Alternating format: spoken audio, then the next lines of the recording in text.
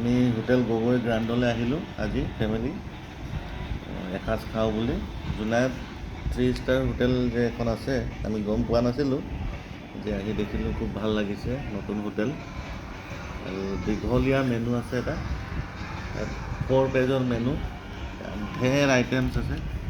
French, Indian, Russian, বিভিন্ন ধৰণৰ food items আছে। কণ্টিনেণ্টেল এইখিনি বেভাৰেজেছো ভাল লাগিছে। নন ভেজ, ভেজ আইটেম চব এভৰিথিং আছে ইয়াত।